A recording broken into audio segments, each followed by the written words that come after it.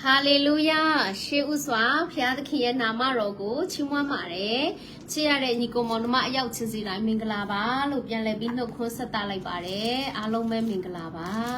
။ဟုတ်ကဲ့ပါကျမတို့ရေစကြည်လအနာဂတ်တည်ကြံလေးလာနေတာအပိုင်း80တဲ့တစ်ပိုင်းကိုရောက်လာပါပြီ။ကျမ်းချက်ကတော့ရေစကြည်လအနာဂတ်တည်ကြံအခန်းကြီး35တခန်းလုံးကိုကျမတို့စင်ကျင်ခွန်အားယူသွားမှာဖြစ်ပါတယ်။ဟုတ်ကဲ့တောင်ပေါ်သူအကောင့်နဲ့အမကြီးမင်္ဂလာပါအမနောင်မူမူအေးမင်္ဂလာပါဟုတ်ကဲ့အမနော်အနီတာမင်္ဂလာပါဆရာမချုံဝင်းရေမင်္ဂလာပါအမိုးမင်္ဂလာပါနော်ဟုတ်ကဲ့အမကလမန်မင်္ဂလာပါမချူစပင်းရေမင်္ဂလာပါနော်အမကြီးမတင်းတင်းစောမင်္ဂလာပါအမရရရေမင်္ဂလာပါ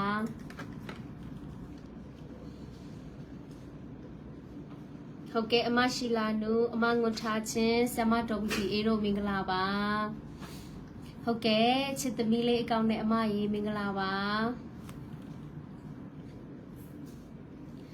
ဟုတ်ကဲ့အမမတူလီလီဆမလက်လက်တို့မင်္ဂလာပါအကိုအေးမြင့်ကျော်မင်္ဂလာပါဟုတ်ကဲ့ကျေးဇူးတင်ပါတယ်အားလုံးပဲဖျားသခင်ကောင်းချီးပေးပါစေနော်ဥဆောင်မှုလည်းပါဝင်လာပြီအားလုံးပဲမင်္ဂလာပါဒါဆိုရင်ကျမတို့ခဏလေးဆုတောင်းမယ်နော်ဆုတောင်းခြင်းနဲ့အစားပြုပါမယ်ဖျားသခင်ထာဝရဖျားကိုရောကိုကျေးဇူးတင်ပါတယ်ဒီနေ့မှလည်းသားသမီးတို့တွေရှိတဲ့နေရာကနေအသက်ရှင်သောဖျားကိုရောကိုမျက်မှောက်ပြုပြီးကိုးကွယ်ခွင့်ရလို့ကျေးဇူးတင်ပါတယ်တန်ရှင်သောဝိညာဉ်တော်ဖျားဒီစီစမှာကိုရောလွတ်လပ်စွာလှုပ်ရှားပါသမီးရဲ့နှုတ်ရှာကိုဖိတ်သိလက်ကောင်းချီးပေးလက်အသုံးပြုတော်မူပါonline ထဲကနှုတ်ကပတ်တော်ခံယူနေကြတဲ့ကိုရောသားသမီးအရောက်ချင်းစီတိုင်းရဲ့အသက်တာထဲမှာနှုတ်ကပတ်တော်ကိုရှင်းလင်းလျက်ကောင်းချီးဖြစ်ရပါမယ်အကြောင်းကျေးဇူးပြုတော်မူပါကျေးဇူးတော်ပေါင်းရည်တွက်ချီးမွမ်းရင်နှုတ်ကပတ်တော်အစပြုတဲ့အခါမှာတပါးရီတော်သခင်ယေရှုနာမ၌ဆုတောင်းဆက်ကပ်လျက်နှုတ်ကပတ်တော်ဝိငှခြင်းကိုအစပြုပါတယ်အဖဖျားသခင်အာမင်အဲ့တော့ရောက်တဲ့ရက်ကနေအမြန်ပြေးလာတာပေါ့နော်ဆိုတော့ဘုရားသခင်ရဲ့ကျေးဇူးတော်ကြောင့်နောက်လည်းမကြောက်အချိန်မီပေါ့နော်အချိန်မီလေဘုရားသခင်အမြဲတမ်းပြင်ဆင်ပေးပါတယ်ဘုရားသခင်နာမတော်သည်ဘုန်းကြီးပါစေဒါကြောင့်ဘယ်ပဲရောက်ရောက်ဘယ်နေရာရောက်ရောက်ဘာပဲလုပ်နေပေါ့နော်ဆိုတော့အသက်ရှင်တဲ့ဘုရားကိုကိုးကွယ်ခွင့်ရတယ်ရောက်တဲ့နေရာကနေအပြေးလွှားပြေးလာရင်နှုတ်ကပတ်တော်ဝင်ငှခွင့်ရတယ်ပေါ့နော်ဒါလေးကလည်းဝမ်းမြောက်စရာတစ်ခုပေါ့နော်ဟုတ်ကဲ့ပါဒါဆိုရင်ကျမတို့ရေစကြည်လအနာဂတ်တည်ကြအခန်းကြီး35နော်တခန်းလုံးကိုကျမတို့ဆင်ခြင်မှာဖြစ်ပါတယ်အဲ့တော့ကျမတို့1နဲ့2ကိုအရင်ဖတ်မယ်လေနော် Ezekiel chapter 35 verse 1 to 2ကိုကျမတို့ဖတ်ပါမယ်ဟုတ်ကဲ့ပါအပိုင်ငယ်1နဲ့2မှာတဖန်ခြာရဖျားဤနှုတ်ကပတ်တော်သည်ငါစီသို့ရောက်လာ၍အချင်းလူသားတင်သည်ဇိရတောင်တစ်ဖက်၌မျက်နှာထား၍ပရောဖက်ပြုလျက်အရှင်ထာဝရဘုရား၏အမိန့်တော်ကိုစစ်ဆိုရမည်မှာဒါဆိုရင်အဲ့ဒီဇိရတောင်ဆိုတာဘယ်ပြည်ကိုပြောတာလဲညီကိုမောင်နှမတို့ဒါလေးဖြေပေးပါ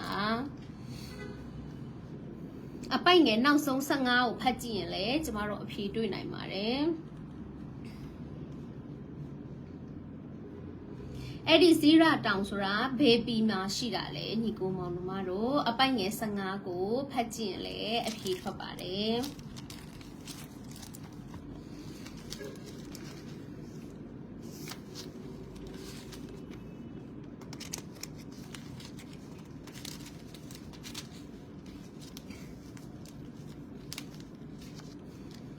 ဟုတ်ကဲ့ပါအဲ့တော့ကျမတို့ဇီရတောင်နော်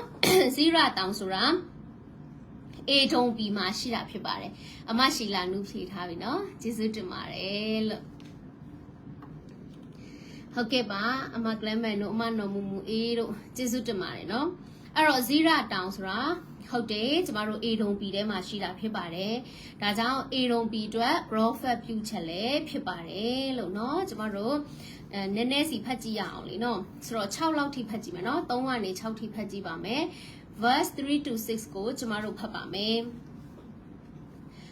အိုဇိရတောင်တင့်တစ်ဖက်၌ငါနေ၏တင့်ကိုငါတိုက်၍တုတ်တင်ပဲရှင်းမိတင်ဤမျိုးတို့ကိုငါဖျက်ဆီးသဖြင့်တင်သည်လူစိတ်ညံလျက်ရှိ၍ငါသည်ထာဝရဘုရားဖြစ်ကြောင်းကိုသိရလိမ့်မည်။ ဒါဆိုရင် A ဒုံ B အတွက် prophet ပြုချက်ကတော့ဘုရားသခင်တရားစီရင်မဲ့အကြောင်းလေးဖြစ်ပါတယ်လူစိတ်ညံတဲ့အရာဘုရားသခင်ကဖြစ်စေမယ်အဲ့လိုတရားစီရင်တဲ့အခါမှာသာရဘုရားဖြစ်ကြောင်းကိုသိရကြလိမ့်မယ်ဆိုပြီးတော့ဘုရားသခင်ရဲ့ prophet ပြုချက်ကိုကျမတို့တွေ့ရပါတယ်အဲ့တော့တင်ဒီအစဉ်ရညှိုးဖွဲ့၍ဣသရေလအမျိုးသားတို့၌အမှုရောက်သောကာလအပြစ်ကြောင့်ခံရသောကာလအဆုံး၌သူတို့အသက်ကိုဓာနှင့်တက်သောကြောင့်ဣသရေလတိုင်းပြည်မှာရှိတဲ့လူတွေဟာဘုရားခင်ရဲ့တရားစီရင်ခြင်းအမှုရောက်ပြီးခံစားနေတဲ့အချိန်မှာနော်သူများတွေကတော့ဝမ်းမြောက်တယ်ကဲ့ရဲ့တယ်ကောင်းတယ်လို့ပြောနေပေမဲ့သူကတော့ဘာလုပ်သေးလဲဆိုတော့သူတို့အသက်ကိုဓာတ်နဲ့တက်တော့ကြောင့်ဒုက္ခရောက်နေပါပြီဆိုမှပြန်အနိုင်ကျင့်တာပေါ့နော်ဒါကြောင့်ဓာတ်နဲ့တက်တော့ကြောင့်တဲ့အရှင်ထာဝရဘုရားမိန့်တော်မူသည်ကငါအသက်ရှင်သည့်အတိုင်းအသက်သက်ခြင်းမှုကိုတင်၌ငါပြု၍ထိုမှုသည်တင့်ကိုလိုက်မည်အသေးသက်ခြင်းအမှုကိုတင်မမုန်းသောကြောင့်ထိုမှုသည်တင့်ကိုလိုက်ရလိမ့်မည်အဲ့တော့ဣသရေလလူမျိုးတွေဒုက္ခရောက်တဲ့အခါမှာအေဒုံအမျိုးတွေဟာဓာတ်နဲ့တောင်မှဣသရေလအမျိုးသားတွေကိုတတ်တယ်ဒါကြောင့်မလို့တဲ့နင်တို့ကနော်ဣသရေလလူမျိုးတွေကိုဒီဓာတ်နဲ့တတ်တဲ့အမှုပြုတဲ့အတွက်ကြောင့်နင်တို့လည်းဓာတ်နဲ့ဆုံးမယ်လို့ဘုရားသခင်ကသူတို့ကိုဒါကြောင့်တရားပြန်စီရင်ရတယ်ဆိုတဲ့အချက်ဖြစ်ပါတယ်နော်ကျမတို့အပိုင်ငယ်6မှာတော့ကျမတို့အရန်ခတ်တဲ့အပိုင်းတော့မပါဘူးပေါ့နော်ဆိုတော့ခုနှစ်ကနေ9ထိဖတ်မယ်နော် verse 7 to 9ကိုဖတ်ပါမယ်ထို့သောဇိရတောင်ကိုငါတုတ်တင်ပယ်ရှင်းသဖြင့်ထွက်သွားသောသူပြန်လာသောသူတို့ကိုပယ်ဖြတ်မည်တင်းဤတောင်တို့ကိုလည်းတင်းဤသူရဲ့အသေးကောင်တို့နဲ့ငါပြည့်စေမည်တင့်နေရာကုံချိုက်မျက်နာ၌ဓာဖြင့်အသေးခံသောသူတို့သည်ရှိကြလိမ့်မည်တင့်ကိုအစင်မပြတ်တုတ်တင်ပယ်ရှင်းသဖြင့်တင်းဤမျိုးတို့၌အဘယ်သူမျှမနေရငါဒီထာဝရဘုရားဖြစ်ကြောင်းကိုသင်သိရလိမ့်မည်โอเคပါဆိုတော့ဒါကြောင့်မလို့ sorry ပါတော့အတန်နေတော့နေတယ်ဒါကြောင့်မလို့ဘုရားသခင်ကဇိရတောင်ကိုအေဒုံပီကိုတရားစီရင်မယ်เนาะပြီးရင်အဲ့ဒီမှာအေဒုံပီမှာရှိတဲ့သူရဲတွေကเนาะဘုရားခင်တရားစီရင်ခြင်းကြောင့်သေမယ်ပြီးတော့အသေးကောင်တွေနဲ့ပြည့်စေမယ်နော်ကုန်းနေကြိုက်နေမျက်နာမှာအသေးခံကြရမယ်ဆိုပြီးတော့ဘုရားခင်ဖော်ပြထားပါတယ်ဒီထိကတော့ကျမတို့တွေအရန်ရိုးရှင်းတယ်ပေါ့နော်လွယ်ပါတယ်အဲ့တော့အေဒုံပီကိုဘုရားသခင်တရားစီရင်မယ်ပြီးသွားလို့ရှိရင်ဣသရေလလူမျိုးတွေကိုသူတို့ဟာနော်ဓာတ်နဲ့အသေးတက်ခဲ့ဘူးတဲ့အတွက်ကြောင့်သူတို့လည်းဓာတ်နဲ့တရားစီရင်ခြင်းပြန်ရင်ဆိုင်ရမယ်အဲ့ဒီအတွက်ကြောင့်အေဒုံပီကသူရဲတွေကတေးမှာဖြစ်ပါတယ်เนาะတေးမယ်ပြီးတော့ကုန်းနေကြိုက်နေမျက်နှာတွေမှာအသေးကောင်းတွေရှိလိမ့်မယ်ဆိုပြီးတော့ဘုရားသခင်ရဲ့တရားစီရင်တဲ့အကြောင်းကို prophet ယေဇေကျေလအားဖြင့်ကျမတို့အေဒုံပီအတွက်ရောက်လာတာဖြစ်ပါတယ်အဲ့တော့အပိုင်ငယ်30နဲ့17ကိုဖတ်ကြည့်မယ်เนาะ verse 10 to 11မှာသင်ကဤတိုင်းပြည်နှစ်ပြည်ကိုငါတို့သည်သိမ်း၍ပိုင်မည်ဟုထိုပြည်၌ထာဝရဘုရားရှိလျက်နှင့်ဆိုမိသောကြောင့်ဒီတစ်ချက်ကိုပဲအရင်ဆုံးဖတ်အောင်မယ်နော်ထိုတိုင်းပြည်နှစ်ပြည်ဆိုတာဘာကိုပြောတာလဲညီကိုမောင်တို့မတော်အဲ့တော့လိုအပ်တဲ့နေရာလေးကိုပဲကျွန်မကမေးခွန်းလေးမေးသွားပါမယ်နော်ဆိုတော့ထိုတိုင်းပြည်နှစ်ပြည်ဆိုတာဘာကိုပြောတာလဲ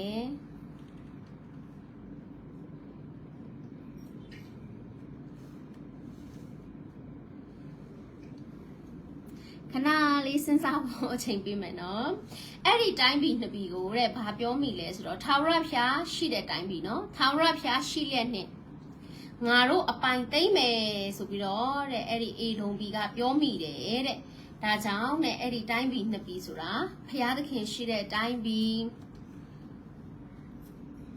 ဘယ်ရာတွေဖြစ်မလဲပေါ့နော်ဘုရားသခင်ရှိတဲ့တိုင်းပြည်ဖြစ်တယ်အဲ့ဒါကိုအေဒုံပြည်ကငါတို့အပိုင်သိမ့်မယ်ဘုရားခင်ရှိတဲ့တိုင်းပြည်ကိုဘယ်အပိုင်သိမ့်လို့ရမလဲနော်ဒါမဲ့သူတို့ကသိမ့်မယ်လို့ပြောတယ်တဲ့အဲ့ဒီတိုင်းပြည်နှစ်ပြည်ဆိုတာဘာကိုပြောတာလဲညီကောင်တို့မတို့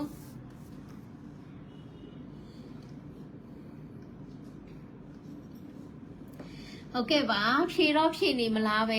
ကျမစီမှာမတက်သေးတာဖြစ်မယ်နဲ့တူတယ်နော်ဒါကြောင့်မလို့ဟုတ်ကဲ့ပါမွန်လေးဖြေထားတော့တက်လာတယ်နော် အဲ့တော့တိုင်းပြည်နှစ်ပြည်ဆိုတာလေဣသရေလတိုင်းပြည်မှာယူရအချမ်းနဲ့ဣသရေလအချမ်းတောင်ပိုင်းနဲ့မြောက်ပိုင်း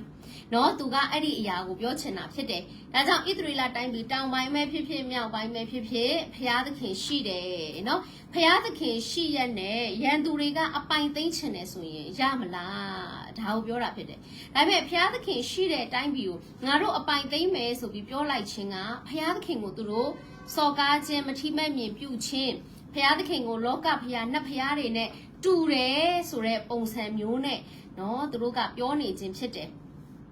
ဒါကြောင့်ဘုရားသခင်ရဲ့သားသမီးတွေကိုပြောနေခြင်းဟာဘုရားသခင်ကိုမထီမဲ့မြင်ပြုခြင်းဖြစ်တယ်ဆိုတဲ့အချက်ကိုကျမတို့တွေ့ရပါတယ်အဲ့တော့အပိုင်ငယ်7မှာအရှင်ထာဝရဘုရားမိန့်တော်မူသည်ကငါအသက်ရှင်သည့်အတိုင်းတင်းသည်သူတို့ကိုရန်ညှိုးဖွဲ့၍ဒေါသစိတ်ညူဆူသောစိတ်တိုက်တွန်းသည်နှင့်အညီတင်း၌ငါပြုမိတင်းကိုစီရင်သောအခါသူတို့တွင်ငါထင်ရှားလိမ့်မည်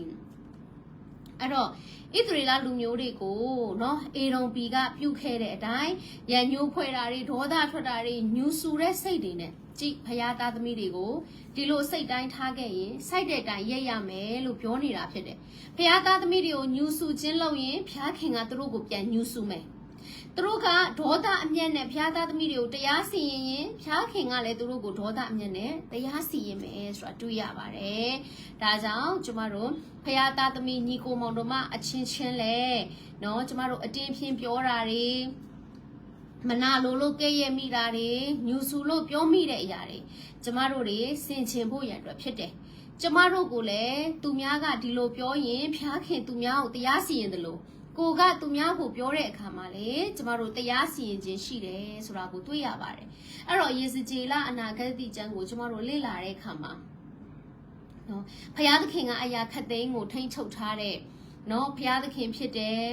နောင်တမရတဲ့သူတွေဆိုရင်ဖျားခင်တရားစီရင်တယ်လို့တစ်ဖက်မှာလည်းသူ့သားသမီးတွေကိုဘလောက်ထိချစ်တယ်ဆိုတဲ့အချက်ကိုလည်းကျမတို့တွေ့ရပါတယ်မိဘရဲ့နှလုံးသားကဲ့သို့ဖြစ်တယ်ကိုပဲကိုသားသမီးကိုဆုံးမရင်ဆုံးမမယ်သူများဆုံးမတာမကြိုက်ဘူးပေါ့နော်ဆိုတော့ဒီလိုပုံစံမျိုးဖြစ်ပါတယ်ဖျားသခင်နာမတော်ဒီဘုံကြီးပါစေဒါကြောင့်ဖျားသခင်ကအသက်ရှင်တဲ့ဖျားရုပ်ထုစင်ထုကိုးခွဲတာလုံးဝမကြိုက်ဘူးတမန်တရားနဲ့လမ်းလွဲတဲ့အရာတွေလုံးဝမကြိုက်ဘူး။နောင်တမရရင်လည်းတရားစီရင်တယ်လို့တစ်ဖက်မှာလည်းသူ့သားသမီးတွေကိုသူများထိခိုက်တာမခံဘူး။အလွန်မင်းချစ်တယ်ဆိုတဲ့အချက်ကိုလည်းကျမတို့တွေ့ရပါတယ်။ဘုရားသခင်ရဲ့စိတ်တော်နှလုံးသားတွေကိုကျမတို့အများကြီးရှာဖွေတွေ့ရှိနိုင်ပါတယ်။ယေဇကျေလအနာဂတ်တိကျမ်းမှာနော်။ဘုရားသခင်ဘလောက်ထိဘုရားသားသမီးတွေကိုတန်ဖိုးထားတယ်လဲဆိုတဲ့အချက်တွေလည်းကျမတို့တွေ့ရတာဖြစ်ပါတယ်။အဲ့တော့အပိုက်ငယ်7မှာနော် verse 12မှာတော့သင်ကဣသရေလတောင်တို့သည်ပျက်စီး၍ငါတို့စားเสียဖို့ဖြစ်ကြ၏ဟုကဲ့ရဲ့ပြောဆိုသောစကားအလုံးစုံတို့ကိုငါထာဝရဘုရားကြားကြောင်းကိုသင်သိရလိမ့်မည်ဣသရေလလူမျိုးတွေကတော့ဘာမှမဟုတ်ပါဘူးနော်ငါတို့စားเสียလောက်ပဲလို့ပြောတဲ့စကားတွေကိုဘုရားသခင်ကြားတယ်တဲ့ဒါကြောင့်ဣသရေလလူမျိုးတွေဟာသူများနဲ့မတူပါဘူးဖျားပိုင်တဲ့ဖျားသားသမီးတွေဖြစ်တယ်။ဒါကြောင့်ဖျားသခင်တရားစီရင်လည်းခဏပဲဖြစ်တယ်။နော်သူများကစိတ်ထဲမှာကြံစီတဲ့အတိုင်းလုံးဝဖြစ်မလာပဲဘုရားသခင်ရဲ့အကြံစီတော်တိုင်းပဲဖြစ်မှာဖြစ်ပါတယ်အပိုက်ငယ်73မှာနော် verse 13မှာသင်တို့သည်ငါတစ်ဖက်၌ဝါကြွား၍ပြောမိသောစကားအလုံးစုံကိုငါကြားပြီးဟုမိန့်တော်မူ၏တဲ့14မှာ verse 14မှာအရှင်ထာဝရဘုရားမိန့်တော်မူသည်ကတပီလုံးရှင်လန်းသောအခါတင့်ကိုငါဖျက်ဆီးမည်เนาะဆိုတော့အေဒုံပီကအယံပျော်နေသလားเนาะဒီဣသရေလလူမျိုးတွေဘာမဟုတ်ပါဘူးငါတို့စားစရာလိုပဲရှင်လန်းပြီးကဲ့ရဲ့ပြီးတော့မှဟလာသူတို့အောင်မြင်နေတဲ့အချိန်မှာပြောနေတဲ့စကားတွေတဲ့เนาะဒါပေမဲ့သူတို့ရှင်လန်းနေတဲ့အချိန်မှာပဲဘုရားခင်ဖျက်ဆီးပစ်မယ်တဲ့အပိုက်ငယ်15ကိုဖတ်မယ်နော် verse 15မှာတော့ဣသရေလအမျိုးသားတို့အမွေမြေပျက်စီးသည်ကိုတင်သည်ဝမ်းမြောက်သောကြောင့်ထို့တူတင်၌ငါပြုမည်အိုဇိရတောင်တင်နှင့်တကွအေဒုံပြည်သည်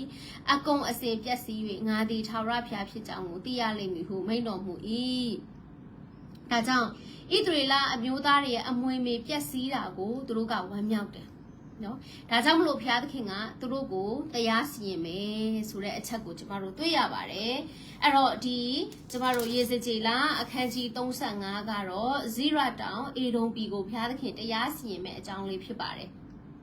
အဲ့တော့ဒီအချက်ကိုကြည့်တဲ့အခါမှာ နော်ဣသရေလလူမျိုးတွေကိုရန်ညှိုးဖွဲ့တဲ့သူတွေအရန်များတယ်နော်ဣသရေလလူမျိုးတွေကိုအရန်ပျက်စီးစေခြင်းနဲ့ရှုံးနိမ့်စေခြင်းနဲ့ရန်သူတွေကဒါပေမဲ့ကျမတို့ပြန်ကြည့်တဲ့အခါမှာဖယားသခင်ရဲ့ဂတိတော်အကြောင်းကိုကျမတို့စင်ကြင်စရာဖြစ်ပါတယ်ဆိုတော့ဣသရေလလူမျိုးတွေကိုဘုရားသခင်ကအဲဂုတ္တုပြည်ကျွန်ခံရဘဝကနေထွက်လာတဲ့အခါမှာဘုရားခင်ဘာပြောလဲဆိုတော့သူတို့ကိုခါနန်ပြည်ကိုအပိုင်ပေးမယ်ဟာလေလုယာဒါပေမဲ့အဲ့ဒီအဲဂုတ္တုပြည်နဲ့ခါနန်ပြည်ကိုသွားနေတဲ့လမ်းကြောင်းမှာညီကိုမောင်တို့ရန်သူတွေအများကြီးတိုက်ခိုက်တာဖြစ်တယ်နော်မောဘအမျိုးတွေအာမုံအမျိုးတွေနော်ပြီးရင်အာမလက်လူတွေကျမတို့နော်ပြီးတော့ဘာရှန်နော်ဘာရှန်ဘီကရှင်ဘရင်နေသူတို့ကိုလာပြီးတော့မှလမ်းခုလက်မှာတိုက်ခိုက်တဲ့အရာတွေရှိပါတယ်ပြီးရင်ခါနန်ဘီကိုအပိုင်ရဖို့လေနော်ခါနန်ဘီမှာရှိတဲ့ရန်သူတွေကိုလည်းသူတို့တိုက်ထုတ်ရသေးတာဖြစ်တယ်ကြည့်နော်ဆိုတော့ခါနန်ဘီကိုမဝင်ဖို့ရန်အတွက်စီတာနှောက်ရှက်တဲ့အရာတွေအများကြီးရှိတယ်သူတို့ကိုမနာလိုတယ်တိုက်ခိုက်မယ်ဒီလူမျိုးတွေကိုရှုံးနိုင်သွားအောင်လုပ်မယ်ဖယားသခင်ရဲ့ဂတိတော်နော်နယ်မြေထဲကိုမဝင်ရအောင်လို့ပြတ်ပြားသွားအောင်လို့အမျိုးမျိုးသောရန်သူတွေနှောက်ယှက်ပေးမဲ့လေဒီကနေ့ဖယားသခင်ရဲ့ဂတိတော်ဟာဘသူကမှဖျက်ဆီးလို့မရပါဘူးဣသရေလလူမျိုးတွေတနေ့တော့ခါနန်ပြည်ကိုဝင်ခွင့်ရပါတယ်ဟာလေလုယာဖယားသခင်နာမတော်သည်ဘုန်းကြီးပါစေဖယားသခင်ရဲ့ဂတိတော်ကိုဘသူကမှဖျက်ဆီးလို့မရဘူးဘယ်အရာကမှလူယူလို့မရပါဘူးဖယားသားသမီးတွေတိုက်ပွဲတော့ကြုံမယ်စုံစဲခြင်းတော့ကြုံမယ်ဒါပေမဲ့တနေ့တော့အဲ့ဒီဂတိတော်များကိုသိမ့်ပိုက်ရရှိတယ်ဆိုတဲ့အချက်ကိုတွေးရပါတယ်ဖယားသခင်နာမတော်သည်ဘုန်းကြီးပါစေနောက်တစ်ချက်ကတော့ဖယားသခင်ကဣသရေလလူမျိုးတွေကဖယားသခင်ကိုပုံကံမိတဲ့အတွက်ကြောင့်เนาะကိုယ်ကွယ်မှုတွေမှားယွင်းတယ်မတရားသောမိထုံတွေထဲမှာကြဆင်းတဲ့အတွက်ကြောင့်မလို့ဖယားသခင်ရဲ့เนาะဆုံးမပေးတဲ့အရာကိုဆုံးမတဲ့အရာတရားစီရင်ခြင်းကိုသူတို့ခံရပါတယ်ဘာဘူးလုံမှာနှစ်ပေါင်း80ကြုံခံရတယ်ဒါပေမဲ့ဖယားသခင်ကသူတို့ကိုပြီးတော့ပြန်ရတဲ့အခွင့်နဲ့နိုင်ငံတော်တည်ထောင်မဲ့အကြောင်းဟိုးအနှစ်တစ်ထောင်ချိန်ထိနော်ကိုတိုင်းကိုပြည်နဲ့လွတ်လပ်ရေးရပြီးတော့လေနိုင်ငံတော်ပြန်တည်ထောင်မယ်ဒါနေမကသေးပါဘူးအနှစ်တစ်ထောင်မှာလဲရှင်ဘရင်ဖြစ်နိုင်ငံတော်တည်ထောင်မယ်ဆိုတဲ့ဂတိတော်ရှိပြီးသားဖြစ်တယ်အဲ့တော့ဣသရေလလူမျိုးတွေဟာအဲ့ဒီဣသရေလတိုင်းပြည်မှာနိုင်ငံပြန်လဲထူထောင်မယ်ဆိုတဲ့ဘုရားသခင်ရဲ့ဂတိတော်ကရှိပြီးသားဖြစ်ပါတယ်အာမင်အဲ့တော့ဘုရားသခင်ရဲ့ဂတိတော်ကပြည့်ကိုပြည့်စုံနေတယ်ဆိုတဲ့အချက်ကိုတွေ့ရပါတယ်ဒါကိုเนาะကျမတို့အခုလေ့လာသွားတဲ့အခါမှာအေဂုတုတို့မောဘတို့အာမုန်တို့အေဒုံပြည်တို့ကအိုးလဲသွားတယ်ဣသရေလလူမျိုးတွေလဲသွားတယ်ရှုံးနိမ့်သွားတယ်ဖျားခင်တရားစီရင်တဲ့အခါမှာဘာဘူးလုံလက်အောင်မှာရှုံးနိမ့်တယ်ဆိုပြီးတော့ဝမ်းသာပြီးတော့မှတခါတည်းအမျိုးမျိုးကဲ့ရဲ့တဲ့စကားတွေเนาะမနာလိုတဲ့အရာတွေဓာတ်နဲ့တောင်သူတို့ကပြန်တက်တဲ့အရာတွေဝမ်းသာနေကြတဲ့အရာတွေရှိနေပေမဲ့လည်းအဲ့ဒီလိုလှုပ်တဲ့ရန်သူတွေကိုတော့မှဘုရားသခင်ကတရားစီရင်ပါတယ်အာမင်သူချစ်တဲ့သားသမီးတွေကိုဆုံးမပြီးတဲ့အခါမှာတော့သူ့ရဲ့ဂတိတော်ဟာဘယ်တော့မှမပြောင်းလဲဘူးဆိုတာတွေးရပါတယ်ဣသရေလလူမျိုးတွေကိုအပိုင်ပေးမယ်လို့ပြောတဲ့နော်အမွေမြေမှာသူတို့ဟာပြီးတော့ပြန်ရတဲ့အခွင့်ကိုရခဲ့တယ်နိုင်ငံပြန်တည်ထောင်ရတဲ့အခွင့်ကိုရခဲ့ပါတယ်ဘုရားသခင်နာမတော်ဒီကဘာဆက်ဆက်ဘုန်းကြီးရဲ့မင်္ဂလာရှိပါစေဒါကြောင့်ပြီးတော့ပြန်ရတဲ့အခွင့်လည်းရခဲ့တယ်နှစ်ပေါင်း80ကျွန်ခံပြီးတော့လည်းပြီးတော့ပြန်ရတဲ့အခွင့်ကိုရရှိခဲ့တာဖြစ်တယ်ဒါဟာဘုရားသခင်ရဲ့ဂတိတော်ဖြစ်တယ်ဒါကြောင့်ဘုရားသခင်ရဲ့ဂတိတော်ဟာဘယ်တော့မှမပြောင်းလဲပါဘူးဘုရားသခင်နာမတော်ဒီဘုန်းကြီးပါစေဒါဆိုရင်ဒီနေ့နှုတ်ကပတ်တော်ထဲမှာဂတိတော်ပေါင်းများစွာရှိတယ်သင်နဲ့ကျမဟာအဲ့ဒီဂတိတော်တွေဝန်းရံခြင်းခံစားရတဲ့သူဖြစ်တယ်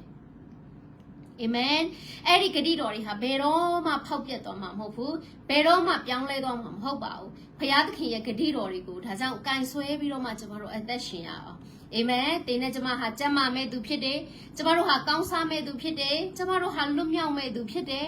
ဂတိတော်ကရှိပြီးသားဖြစ်ပါတယ်အဲ့ဒီဂတိတော်တွေကိုကျမတို့ကင်ဆွဲရအောင်ဘုရားသခင်ကကျမတို့ကိုဖန်ဆင်းကြတဲ့ကအကောင်းဆုံးဖန်ဆင်းခဲ့တာဖြစ်တယ်အကောင်းဆုံးရည်ရွယ်ချက်တွေကျမတို့အရောက်ချင်းစီတိုင်းမှာရှိတဲ့ဘုရားသခင်ဖြစ်ပါတယ်ဒါကြောင့်နော်ဘလို့အခြေအနေတွေပဲအခုချိန်မှာတွေ့ကြုံနေတနေ့တော့ဖယားသခင်ရဲ့ဂတိတော်ပဲပြည့်စုံမှာဖြစ်တယ်။တင့်ကိုဘလို့လူတွေကတိုက်ခိုက်နေပါစေ၊ကဲ့ရဲ့နေပါစေ၊တင့်ကိုအသုံးမဝင်ဘူးအသုံးမကျဘူးလို့ပြောနေပါစေ။ဖယားသခင်ရဲ့ဂတိတော်ကျမတို့မှာရှိတယ်တနေ့ပြည့်စုံမှာဖြစ်တယ်။ဖယားသခင်နာမတော်ဒီဘုန်းကြီးပါစေ။ယေစကြည်လအခန်းကြီး7အပိုက်ငယ်25ကိုကျမတို့ဖတ်ကြည့်ရအောင်နော်။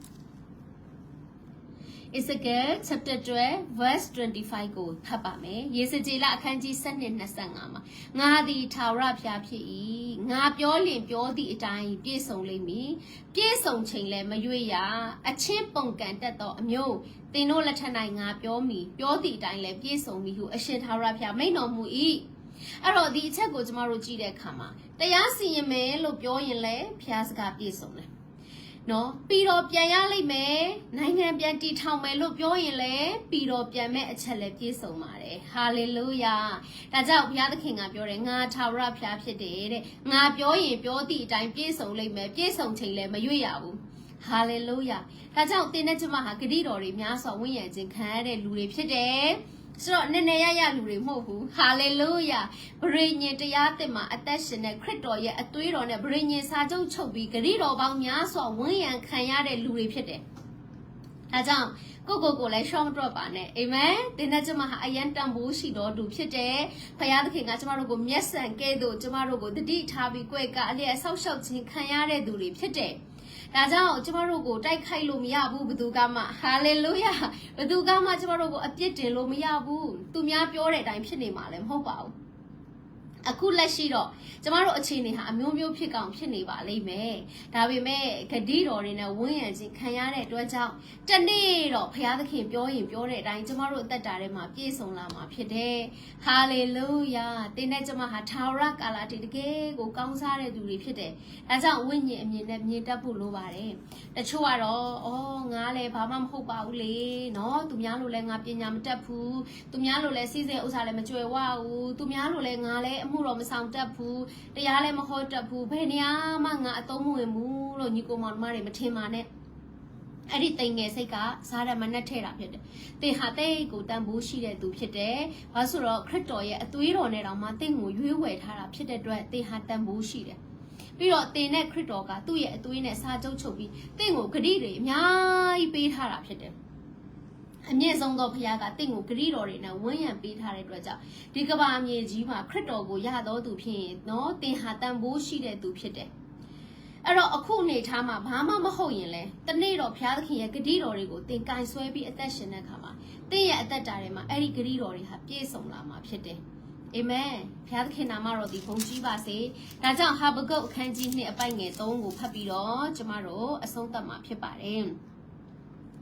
်ဒါကြောင့်ဘာမှမရှိခြင်းနဲ့ယုံကြည်ခြင်းရှိရမယ်။နော်ပြီးတော့ဂရိတော်တွေကိုဆွဲလန်းပြီးတော့မှကျမတို့ဟာအသက်ရှင်တော်သူဖြစ်ရမယ်။အဲ့ဒီဂရိတော်တွေကိုဆွဲလန်းရင်ဝန်ခံရင်းနဲ့တနေ့တော့ဘုရားသခင်ကနော်ဘယ်တော့မှနောက်မကျတော့ဘုရားသခင်ဖြစ်တယ်။အဲ့ဒီဂရိတော်တွေကျမတို့ပေါ်မှာပြည့်စုံလာမှာဖြစ်တယ်။ဒါကြောင့်ကိုဟာကိုအမြဲတမ်းရှော့မတွက်နဲ့နော်အမြင့်ဆုံးသောဘုရားငါ့ကိုအယမ်းချစ်တယ်ငါ့ကိုတန်ဖိုးထားတယ်ငါ့ကိုဂရိတော်တွေနဲ့ဝန်းရံပေးတယ်အခုတော့ငါဘာမှမဟုတ်ပေမဲ့လည်းတနေ့တော့အဲ့ဒီဂရိတော်တွေငါ့ပေါ်မှာပြည့်စုံလာပြီးငါဟာခရစ်တော်အပြင်အရာခတ်သိမ်းကိုတတ်ဆွမ်းနိုင်တဲ့သူဖြစ်မယ်ငါရဲ့ယူပါယုံတွေတနေ့ပြည့်စုံလာမယ်ငါထဲကနေဘုရားသခင်အမှုတစ်ကိုပြုလာမယ်ဆိုတာညီကိုမောင်တို့ယုံကြည်ခြင်းနဲ့ကျမတို့ဆက်လန့်ရှေ့ဆက်ကြရအောင်နော်ဟာဘဂုတ်အခန်းကြီး2အပိုက်ငယ်3မှာနော်ကျမတို့ဖတ်မယ်နော်ဟာဘဂုတ် chapter 2 verse 3မှာတော့ထိုယူပါယုံသည်ချိန်ချက်သောအချိန်နဲ့ဆိုင်၍အမှုကုန်ရသောကာလကိုဆိုလို၏မုတာနဲ့ကင်းလို့၏နော်ကျမတို့ကိုးကွယ်တဲ့ဘုရားကမုတာနဲ့ကင်းတယ်ဘယ်တော့မှမလိမ်ဘူးမညာဘူးကျမတို့လူတွေကတော့ကြစ်ကောင်းအောင်ပြောတတ်တယ်နော်ဟာငါလေးနော်နင့်ကိုဟိုဟာဝယ်ပေးမယ်နော်ဒါဝယ်ပေးမယ်နော်ဒီလိုလုပ်ပေးမယ်နော်ဟိုလိုလုပ်ပေးမယ်နော်ဆိုပြီးတော့နော်နှုတ်ကျွမိပြီးတော့ဒါပေမဲ့ဂရိမတီတာလည်းရှိတယ်လူဆိုတာလေအမျိုးမျိုးစိတ်ကပြောင်းတာ哦နော်မနဲ့နဲ့နေ့လေညနေတောင်မှစိတ်ကတူတာမဟုတ်ဘူးအခုမနဲ့မှာတော့ဟဲအငယ်ဆုံးသောသူတွေကိုအရန်ကိုပေးချင်တာပဲဆိုပြီးတော့ညကြရင်ပေးချင်တဲ့စိတ်ကပြန်မရှိတော့ဘူးပြောင်းရင်လည်းပြောင်းတယ်ကျမတို့လူကစိတ်ပြောင်းတတ်တယ်ပြီးရင်နော်မုတာလေးတွေလည်းပြောတတ်တယ်တဲ့ဂရိပေးပြီးတော့လည်းပြတ်တတ်တယ်လူอ่ะဒါမဲ့ကျမတို့ကိုးကွယ်တဲ့ဘုရားသခင်ကမုတာနဲ့ကင်းလွတ်တဲ့ဘုရားသခင်ဖြစ်ပါတယ်ဒါကြောင့်စိုင်းတော်လဲမျော်လင့်လို့နောက်မကြပဲဧကန်အမှန်ရောက်လိမ့်မည်အာမင်အခုခဏလေးတော့နောက်ကျနေသလိုပဲအရန်ဆောင်နေရသလိုပဲဘုရားသခင်ငါ့ကိုဘယ်တော့မှသုံးပါလဲဘုရားသခင်ငါ့ကိုဘယ်တော့မှချီးမြှောက်ပါလဲနော်ဟာသူများတွေလိုပေးကမ်းနိုင်တဲ့အနေထားမှာငါဘယ်တော့မှရောက်မှာလဲနော်ဟာငါတို့တွေနော်ဘယ်တော့မှအဆင်ပြေပြီးငြိမ်းငြိမ်းချမ်းချမ်းနေရတဲ့ကာလတွေရောက်မှာလေဆိုပြီးတော့ ဘုရားသခင်ပြင်ဆင်ထားတဲ့နော်မင်္ဂလာအမျိုးမျိုးဟာကျမတို့ကြံ့ကြာနေတယ်လို့လူကထင်တတ်ပါတယ်စိုင်းနေတယ်လို့ခံစားရတယ်ပေါ့နော်ဒါပေမဲ့စိုင်းတော်လဲမျောလင့်ပါအာမင်ဘုရားသခင်ဂရုတော်ရှိတယ်နော်သင်ယုံကြည်အောင်သင်နဲ့သင်အိမ်သူအိမ်သားကဲသင်ချင်းရမယ်ကိုမိသားစုတွေမပြောင်းလဲသေးဘူးလားစိုင်းတယ်လို့တော့ဖြစ်နေပေမဲ့ဆက်ပြီးတော့မျောလင့်ပါဟာလေလုယာနော်စိတ်ဓာတ်မကြလိုက်ပါနဲ့ငါမိသားစုတနေ့တော့ပြောင်းလဲမယ်ဘုရားသခင်အသက်ရှင်တယ်နှုတ်ကပတ်တော်ဟာအချင်းဒီလုံးဝမဖြစ်ဘူးသူတို့ကြားပြီးပြီမျိုးစေ့ကြနေပြီတနေ့အပင်ပေါက်ပြီးမိသားစုတွေပြောင်းလဲမယ်ဒါကြောင့်စိုင်းတယ်လို့ဖြစ်နေပေမဲ့မျောလင့်မယ်ဟာလေလုယာအခုတော့ဘာလို့အစင်မပြေတယ်လို့ဖြစ်နေပေမဲ့လေနော်တဘာဒီသားတော်ကိုစွန့်နေသူကသားတော်နဲ့တကွာခတ်သိမ်းတော့အရာကိုမပေးပဲမနေဘူးလို့ပြောတဲ့အတွက်ကြောင့်ငါဟာခတ်သိမ်းတဲ့ကောင်းကြီးမင်္ဂလာတွေခံစားရမယ်သူဖြစ်တယ်။ဒါကြောင့်အခုတော့နော်ကောင်းကြီးတွေမခံစားရတယ်လို့ဖြစ်နေရင်လဲဆိုင်းနေတယ်လို့ဖြစ်နေပေမဲ့လဲဒါမဲ့ငါမျောလင့်ခြင်းနဲ့ဆက်သွားမယ်။ဟာလေလုယာ။ဒါပေမဲ့လေမုသာနဲ့ကင်းတဲ့ဖခင်ကဘာပြောလဲဆိုတော့နောက်မကြပဲဧကအမှန်ရောက်လာလိမ့်မယ်။ဟာလေလုယာ။ကျမတို့ကနောက်ကြတယ်လို့ထင်တတ်ပါတယ်။ဒါပေမဲ့ဖခင်သခင်ကဘယ်တော့မှနောက်မကြဘူး။အချိန်ကွက်ကြည့်အလုံးလုံးတော့ဖခင်သခင်ဖြစ်တယ်နော်။ဖခင်သခင်နာမတော်ဒီဘုံကြည့်ပါစေဒါကြောင့်ဖခင်သခင်ကကျမတို့ကိုကြည်တယ်လေသူ့သားသမီးတွေနော်ကျမတို့ကိုပုံသွင်းတာတော့မှတခါတည်းပုံသွင်းလိုက်ရင်နော်မခံနိုင်တဲ့စုံစမ်းခြင်းတွေဖြစ်ပြီးတော့လဲသွားမှာဆိုလို့နည်းနည်းချင်းစီနော်ဆင်းရဲခြင်းနဲ့ချမ်းသာလေးကိုတက်လှည့်စီပေးပြီးတော့မှကျမတို့ကိုပုံသွင်းပြီးတော့မှဖခင်သခင်ကစိတ်ရှည်စွာနဲ့ပြုပြင်ပေးနေတာအဲ့လိုပဲတစ်ဖက်မှာလဲအရွယ်နဲ့မလိုက်တဲ့ကောင်းကြီးတွေများပေးမိရင်မာနတက်နိုင်တယ်ဖျားသခင်နဲ့လမ်းလွဲသွားနိုင်တဲ့အမျိုးမျိုးဖြစ်နိုင်တယ်နော်ချီးမြှောက်ခြင်းလဲအဲ့လိုပဲဝိညာဉ်ရေးရအရွယ်နဲ့မလိုက်ဖဲနဲ့ဖျားသခင်တအားချီးမြှောက်လိုက်လို့ရှင်ဟာငါဆရာကြီးပဲငါဆရာမကြီးပဲဆိုပြီးတော့ပဝင်မြင့်သွားနိုင်တယ်ဒါကြောင့်ဖျားသခင်ကနောက်မကြပါဘူးကွက်တိအလုံးလုံးတော့ဖျားသခင်ဖြစ်တယ်ဒါကြောင့်တစ်ခါမှကျေးဇူးတော်ချီးမွမ်းရတယ်ကိုတော့မှန်ပါတယ်နော်ချက်ချင်းလက်ငင်းကြီးသမီးတို့ကလေကဘာသာပတ်လိုက်ရလို့ရှင်တမျိုးဖြစ်သွားနိုင်တယ်အဲ့တော့ကိုတော်တိတာပေါ့နော်လို့ကိုတော်ကတိတာပေါ့ဒါကြောင့်နော်အရင်ကျမတို့ကိုဟလာလမ်းဘေးမှာပတ်ခိုင်းနေနော်ပြီးတော့မှအသင်းတော်လေးဖြစ်လာတယ်ပြီးတော့မှနိုင်ငံခြားခီးစဉ်လေးတွေစထွက်ရတယ်နောက်ဆိုရင်တော့အောင်မြင်တဲ့အသင်းတော်ကြီးဖြစ်ပြီးကဘာပတ်ရတဲ့အခွင့်ရမှာပေါ့နော်လို့တဆင့်စီကိုတော်လုပ်ပေးတာတိတ်ကျေးဇူးတင်ပါတယ်လို့ဘာဖြစ်လို့လဲဆိုတော့အဓိကကိုတော်နဲ့နီးနေဖို့ပဲကိုတော်ပေါ်မှာတစ္ဆာရှိနေဖို့ပဲလူဆိုတာမပြောတတ်ဘူးနော်တိတ်ပြီးတော့အောင်မြင်သွားရင်အရန်ကြွယ်ဝလာဘလို့ဖြစ်မလဲဆိုတာကိုလည်းမပြောတတ်ဘူးလေဒါကြောင့်ဘုရားသခင်ကအရာခတ်သိမ်းကိုမြင်တယ်အရာခတ်သိမ်းကိုသိတယ်ဘုရားဖြစ်ပါတယ်ဒါကြောင့်ဘယ်တော့မှနောင်ကြပါဘူးเนาะတင်မျောလင့်ခြင်းနဲ့သွားပါဘုရားသခင်ပေါ်မှာသစ္စာရှိရှိနဲ့သွားပါတင့်ရဲ့ဝိညာဉ်ရေးရအရွယ်နဲ့ကိုက်ညီအောင်တင်းကိုနော်ဘလောက်အတိုင်းတာဘုရားသခင်စိတ်ချမှုရှိလဲတဖြည်းဖြည်းစီတင်းကိုချီးမြှောက်လျက်ကောင်းချီးပေးသွားမယ်ဘုရားခင်ဖြစ်တယ်အခုကိုတော့ပေးထားတဲ့နော်နယ်ပယ်လုပ်ငန်းတွေကိုတော့နိုင်အောင်လုပ်ပါအောင်အဲ့ဒီအရာပေါ်မှာနိုင်မီသစ္စာရှိလာပြီဆိုတော့ဘုရားခင်ဆက်အပ်တဲ့အရာတွေလည်းရောက်လာမှာပါဒါကြောင့်ဆန္ဒမစောပါနဲ့ဆိုင်းတော်လည်းမျောလင့်မှာနောက်မကြပဲဧကအမှန်ရောက်လာလိမ့်မည်မျောလင့်နေတာတွေဆိုင်းတလို့နောက်ကြတလို့ဆိုမဲ့ကိုရောဟာဘယ်တော့မှနောက်မကြဘူးတဲ့အချိန်အတိအကျနဲ့ကျမတို့စီကိုစိုက်မြိုက်ကိုရောပြင်ဆင်ထားတဲ့ကောင်းကြီးမင်္ဂလာအဖျားဖျားဟာရောက်လာမှာဖြစ်တယ်ဟာလေလုယာဘုရားသခင်နာမတော်သည်ဘုန်းကြီးပါစေဒါကြောင့်ဇိရတောင်နော်အေဒုံဘီဇိရတောင်နဲ့အဲ့ဒီအေဒုံအမျိုးတွေဟာဣသရေလလူမျိုးတွေကိုဖြတ်စည်းခြင်းနဲ့သူတို့ကြဆင်းတဲ့အရာကိုဝမ်းမြောက်နေပေမဲ့လည်းတေချာတာတခုကတော့ဣသရေလလူမျိုးတွေဟာဂတိတော်ပေါင်းများစွာဝင့်ရခြင်းခံရတဲ့သူဖြစ်တယ်။နိုင်ငံတော်ပြန်တည်ထောင်မယ်ဆိုတဲ့ဂတိဟာသူတို့ပေါ်မှာရှိပြီးသားဖြစ်တဲ့အတွက်ကြောင့်ဘေးရန်သူကမှသူတို့ကိုနော်ဝါကြွားနေလို့မရဘူးသူတို့ကိုဝမ်းမြောက်နေလို့မရဘူးဖြောင့်မတ်တော်သူဖြစ်တဲ့အတွက်ကြောင့်ဖခင်သခင်ရဲ့ဂတိတော်ဟာသူတို့ပေါ်ရှိပြီးသားနော်ရန်သူတွေမနာလိုတဲ့သူတွေကပဲရှုံးနေမှာဖြစ်တယ်ဖခင်သခင်ရဲ့ဂတိတော်ကတော့တနေ့ပြည့်ကိုပြည့်စုံမယ်အဲ့တော့အဲ့ဒီဣသရေလလူတွေလိုပါပဲကျမတို့လည်းဂတိတော်ရှိပြီးသားပါဒါကြောင့်အရေးကြီးတာကတော့သူတို့လိုလမ်းမလွဲမိပါစေနဲ့လမ်းလွဲနေတော့အဲ့ဒီဂတိတော်တွေနဲ့ဝေးပြီးတော့ကျမတို့ကြံ့ကြာတာပေါ့နော်ကြံ့ကြာတာပေါ့ဘုရားသခင်နဲ့မှန်ကန်စွာသွားရင်တော့ဟာလေလုယာအဲ့ဒီဂတိတော်တွေဟာနောက်မကြပဲနဲ့ကျမတို့စီရောက်လာမယ်ဒါကြောင့်ဣသရေလလူမျိုးတွေကခါနန်ပြီးဝင်မဲ့ဂတိဆိုတာရှိပြီးသားပြီးတော့ပြန်မဲ့အခွင့်ဆိုတာရှိပြီးသား ဘယ်ရန်သူဘလို့တိုက်ခိုက်ဂတိတော်ရှိပြီးသားပါအဲ့ဒီလိုပါပဲတင်းနဲ့ကျမလည်းယေရှုခရစ်တော်အဖင်ဖြောင့်မတ်တော်သူဖြစ်တဲ့အတွက်ဂတိတော်ပေါင်းများစွာဝန်းရံခြင်းခံရတဲ့ဂတိတော်တွေရှိပြီးသားပါ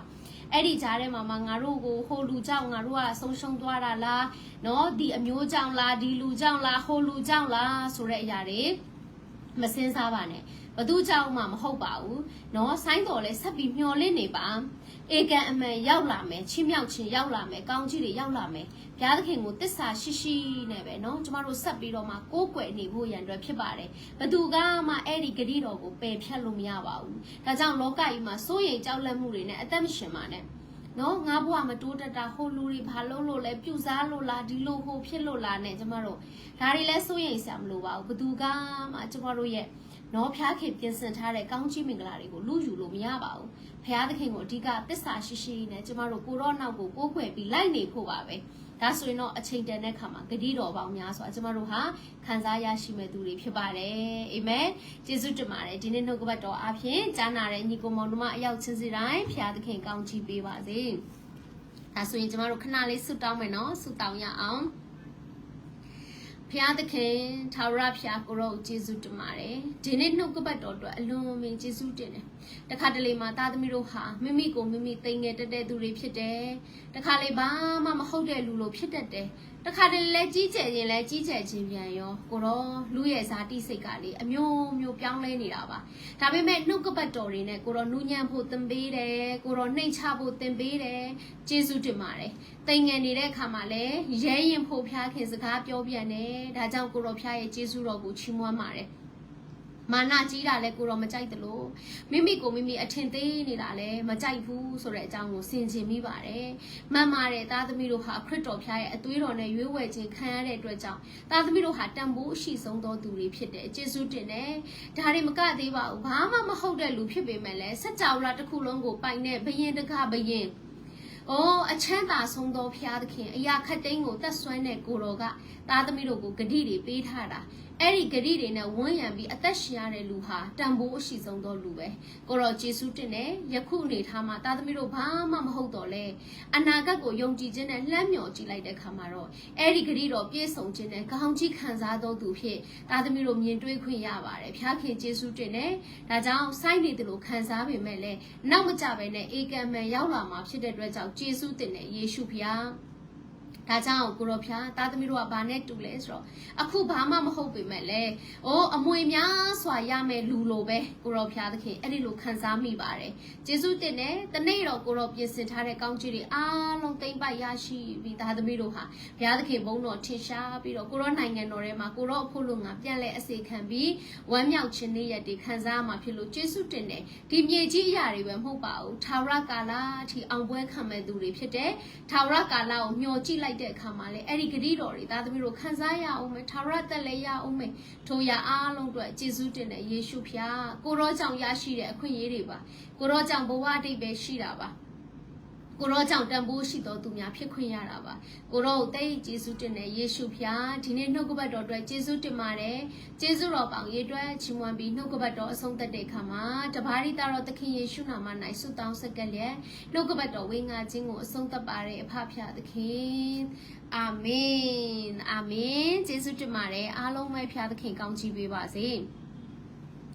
ေဟုတ်ကဲ့ပါဆိုတော့ဒီနေ့တနင်္လာနေ့ဖြစ်ပါတယ်အခါတိုင်းဆိုတော့စံစာတင်ရှိတယ်ပေါ့နော်ဒါမဲ့ဒီတစ်ပတ်လဲကျမတို့ကိစ္စလေးပေါ့နော်မိသားစုကိစ္စလေးရှိတဲ့အတွက်ကြောင့်ကျမတို့ဒီတစ်ပတ်လဲခွင့်ပေးစေချင်ပါတယ်လို့နော်နားလည်ပေးပါနော်ခရီးသွားနေတယ်ဆိုတော့အကြောင်းမျိုးမျိုးနဲ့ပေါ်လာပြီးဒီတစ်ပတ်တနင်္လာနေ့လဲကျမကခွင့်တိုင်နေဆိုတော့လीနော်အားလုံးနားလည်ပေးပါနော်ခွင့်လဲပေးကြပါလို့ကျေးဇူးတင်ပါတယ်အားလုံးပဲဖျားသခင်ကောင်းချီးပေးပါစေပြီးရင်ကျမရဲ့ Zoom ကလည်းဘန်းခံရတဲ့ထဲမှာပါသွားတယ်တဲ့ကုမ္ပဏီကဆက်သွယ်တယ်ပေါ့နော်ဒါကြောင့်မလို့ Zoom ID လေးပြောင်းသွားပါတယ်နော်ဒါကြောင့်မလို့ကျမ ID လေးကိုလည်းကျမရဲ့ page မှာကျမတင်ထားပေးပါမယ်အဲ့တော့ Zoom ID နဲ့ passport ကတော့ဝမ်းမယ်เนาะဆိုတော့ Zoom ID လေးတစ်ချက်ညီကိုမောင်တို့တို့မှတ်ထားပေးစေချင်ပါတယ်အခုလဲပြောပြမယ်เนาะပြီးရင်ကျမတို့မှတ်လဲကျမရဲ့ page မှာလည်းတင်ထားပေးပါမယ်ဒီညတော့ကျန်းစာတင်လေးနားမယ်เนาะဆိုတော့နောက်တစ်ပတ်ကနေတော့ကျမတို့ပြန်စမှာဖြစ်ပါတယ်လို့အဲ့တော့ ID ကတော့3530 ဟုတ်ကဲ့ကျေးဇူးတင်ပါတယ်ခွင့်ပေးလို့လည်းကျေးဇူးတင်တယ်နော်အမနော်လည်းပါဝင်တယ်နော်အန်တီထူးတို့ရောဟုတ်ကဲ့ပါကျွန်တော် ID ကတော့3530 363998ဖြစ်ပါတယ်3530 363998ဖြစ်ပါတယ်ဦးနိုင်ဝင်းဆိုလည်းဒီနေ့ပါဝင်ပြီနော်2ရက်လောက်ပြတ်ကွက်တော့ဆက်သွယ်တာပေါ့နော်ဆိုတော့ဦးနိုင်ဝင်းဆိုတို့အတင်းတော်မှာလည်းတင်းနေရှိလို့ပါတဲ့ဟုတ်ကဲ့ပါဟုတ်ကဲ့မနန်းလဲပါဝင်နေတယ်မနန်းနဲ့ကတော့ကျမတို့ကနေတိုင်းတွေ့တယ်ဘုရားသခင်ကျေးဇူးတော်ကြောင့်အမပဲတော်လိုက်ပို့ပေးတာပေါ့နော်ဆိုတော့ကျမလည်းဘုရားသခင်မျက်နှာတကယ်ပဲအထူးခံစားရပါတယ်ဟုတ်ကဲ့ပါရန်ကုန်မိသားစုအားလုံးပဲဖျားသခင်ကောင်းချီးပေးပါစေနော် ID က3530 363998မတင်သေးစော်လေးရေးပေးထားတယ်နော်ကျေးဇူးတင်တယ် passport ကတော့1မယ်နော် passport ကတော့1မယ်ကျမရဲ့ Zoom ဘန်းခံရလို့နော်ဆိုတော့မနေ့ညမှာအဲ့ဒါတွေပြန်လှုပ်ထားရတာပေါ့နော်ဆိုတော့ဖျားခင်ကျေးဇူးတော်ကြောင့်ပြန်သုံးလို့ရလို့တော့ကျေးဇူးတော်ပဲဟုတ်ကဲ့ပါကျမရဲ့ page မှာလည်းတင်ထားပေးမယ်နော်ကျေးဇူးတင်ပါတယ်ဒါဆိုတော့ကျမတို့မနက်ဖြန်3နာရီမှာကျမတို့ပြန်တွေးကြပါမယ်ကျေးဇူးတင်ပါတယ်ကျမ line ဆင်းလိုက်မယ်နော်အားလုံးပဲဖျားခင်တာ၍ကောင်းချီးပေးပါစေ